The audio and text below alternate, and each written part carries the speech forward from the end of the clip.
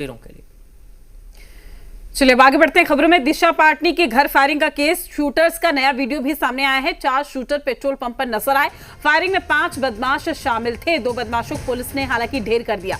3 बदमाशों का अब तक सुराग नहीं लगा है। तो बड़ी खबर आप तक पहुंचाने बड़ी जानकारी।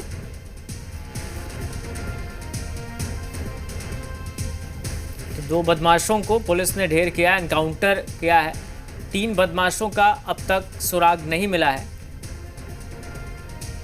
तो दिशा पाटनी के घर फायरिंग का ये मामला, जिसमें 2 बदमाशों को पुलिस ने ढेर कर दिया है। शूटर्स का नया वीडियो भी सामने आया है।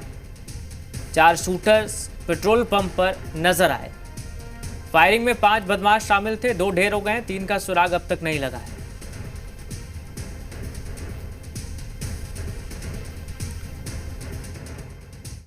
एक चैलेंज के रूप में एक्सेप्ट कर इस गैंग को वर्कआउट किया गया और आज सायंकाल में एक मुठभेड़ में ये 2 शूटर्स मार गिराए गए हैं।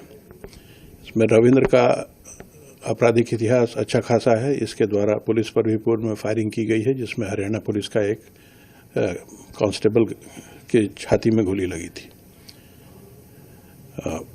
मुठभेड़ में इनके पास से 2 बहुत ही सोफिस्टिकेटेड पिस्टल्स बरामद हुए हैं, जिसमें एक जिगाना की पिस्टल है और एक ग्लॉक की पिस्टल है। साथ ही बड़ी संख्या में 9mm के कारतूस भी बरामद हुए। यही वो सफ़ेद रंग की अपाचे बाइक है जिस पर सवार होकर रविंद्र और अरुण ने फिल्म अभिनेत्री दिशा पाटनी के बरेली स्थित घर पर फायरिंग की थी।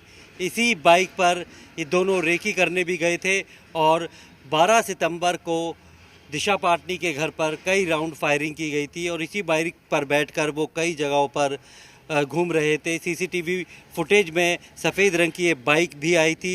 एक पेट्रोल पंप पर भी पेट्रोल डलवाते हुए इस बाइक की तस्वीरें कैद हुई थी। पुलिस के मुताबिक ये जो नंबर है ये फर्जी हो सकता है, क्योंकि ये बाइक चोरी की बताई जा रही है।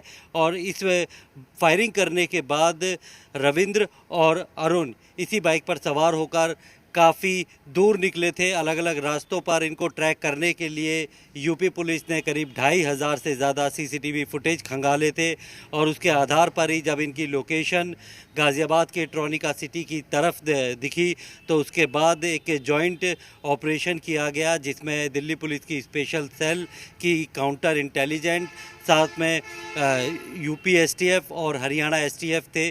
और जब इनको घेरा गया तो यहाँ पर जो अरुण है वो बाइक चला रहा था और पीछे रविंद्र बैठा था, जिसने अपनी जिगाना और दूसरी पिस्टल से फायरिंग की। और जब पुलिस ने इनके ऊपर फायरिंग की तो ये बाइक अपने राइट तरफ गिर गई थी। इस बाइक के आप इसके दाहिने हिस्से को देखेंगे तो वो कुछ क्षतिग्रस्त हुआ है, जो कि गिरने की वजह से हुआ है। और उसी गोलीबारी में जो है दोनों बदमाश ढेर हो गए थे।